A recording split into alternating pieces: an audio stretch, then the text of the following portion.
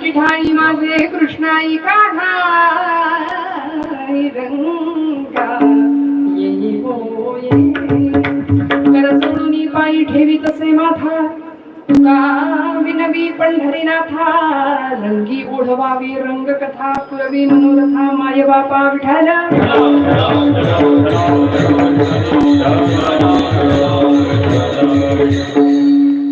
परमेश्वर स्वरूप उपस्थित सर्व श्रोतृवृंदांच्या हृदयस्थ परमात्म्याला थोडा आवाज द्या दादा, मला मोकळं सोडा, असं दबल्यासारखं वाटतोय. इको थोडस दिलं तरी चालेल, स्वर चालू ठेवायचं. सगळ्यांच्या हृदयस्थ परमात्म्याला अत्यंत मनापासून नमस्कार करते. श्रोते तुम्ही महेशाची या मूर्ती, मी दुबळा अर्चित असे भक्ती. बोल जरी गंगावती तरी स्वीकाराल की.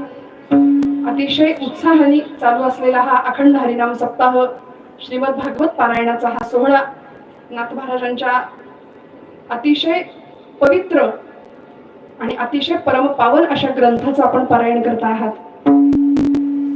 आणि अखंड हरिनाम सप्ताह सोहळ्याच्या निमित्ताने आपण इथे अत्यंत उत्साहाने आयोजित असलेल्या या सोहळ्यामध्ये इथे आपली हजेरी लावली आहे.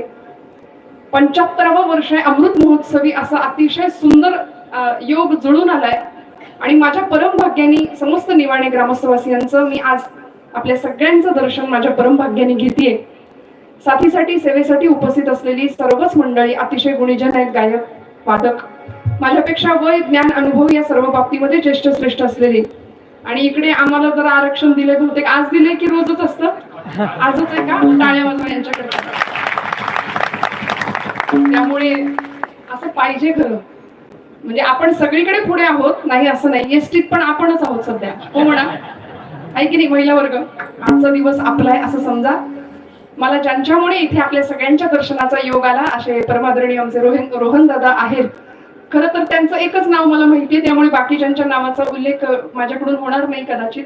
त्यामुळे दादांना मनापासून नमस्कार करते, धन्यवाद देते. आणि त्यांना सहकार्य करणारे पारायण मंडळाचे सर्व त्यांचे सहकारी कार्यकर्ते, सद्गुरु श्री रामदास रामचरण दास महाराजांच्या परम पावन कृपाशीर्वादाने संपन्न होऊ घातलेला हा उत्सव, हा अखंड हरिनाम सोहळा. एखादं मार्गदर्शन लागतं, संत आशीर्वाद लागतात कुठल्याही कार्याला, तेव्हा ते कार्य तडीच जातं. कारण कार्य द्यावे त्यासी भावे उतराई, ठेवीता हा पायी जीव थोडा. अशा संतांच्या परम पावन भूमीमध्ये आपण आहोत.